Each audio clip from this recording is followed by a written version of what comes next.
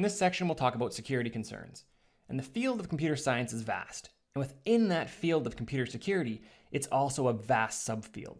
There's lots happening in this, and it's always changing. When dealing with security concerns, there seems to be an unending list of potential things that we need to worry about in order to feel safe and protected online. Every week it seems that news is coming out of new attacks, and we have to update our systems to prevent these.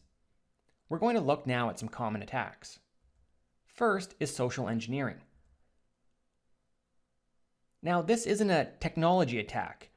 Social engineering is when a person attempts to manipulate someone so that they can get information or access to unauthorized areas. The type of information that social engineers seek can vary,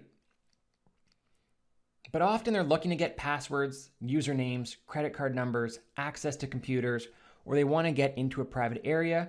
Could be your home, someone's cubicle, a server room, or anywhere where they're not supposed to be. Computers are really good at security. They're great at number crunching, they're great at doing encryption and hashing, they're very, very good. However, but because of that, it's now easier to break someone's trust rather than break into a computer.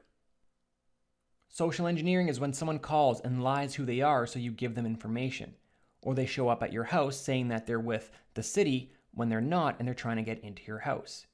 Social engineering is very dangerous and is used in many cyber attacks in combination with other attacks. Snooping. This comes in many different forms. We could be looking over someone's shoulder, installing a keylogger on a computer to watch a person's keystrokes, or having software installed so you can monitor someone's network traffic. Snooping takes away your privacy because someone is able to watch what you're doing. So you want to make sure that when you're talking on a phone, you're not talking about sensitive things in a public setting. You want to make sure that when you're using a public computer, you're not putting sensitive information on that computer that someone else might have access to. And you want to make sure that when you're typing in your password to your computer, that no one's standing behind you watching. Then there's the man-in-the-middle attack. And this is where the attacker puts themselves in between you and a legitimate service, often the internet. So they may sit between you and Google, or you and Amazon. Person A and person B want to communicate, and person C inserts themselves covertly in the middle between person A and person B. However, neither one of those people know that person C is there. What happens is person A will send a message to person B, but in actuality, that message is going to person C. They will read it, and then they will forward it to person B. Neither one of them knows that C is in the middle, reading everything that's happening. These attacks are really dangerous, and to prevent them, one of the easiest things you can do is use HTTPS. Privacy is another topic and another security concern. In today's digital society, it's one of the most debated and controversial topics. There's many different opinions about what privacy actually is and how it can be preserved. And just like any debate, there's extremes on both sides. On one end, you have advocates that say all personal information is already out there thanks to social media, therefore privacy is dead. And on the other end of the spectrum, you have people who support the wide deployment and use anonymizing technologies.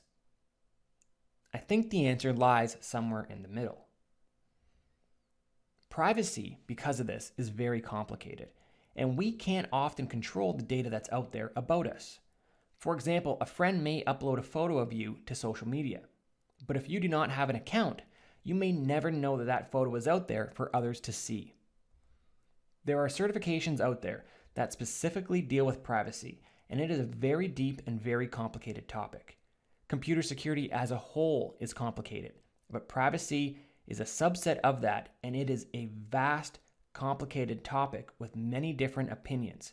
Oftentimes there's no black and white, there's a lot of gray area when talking about this. If you want privacy, you want control. You want to be able to control the information about you online and how it's being used, either by your friends who are posting photos of you or by companies who are selling your data to advertisers for money. If you don't want your photo online, you should be able to get that down. That's the control we're talking about privacy. And obviously, that's a very hard thing to do. Friends and families may post photos of you, and it's very hard to have that removed. And once something is on the internet, it's nearly impossible to get it off.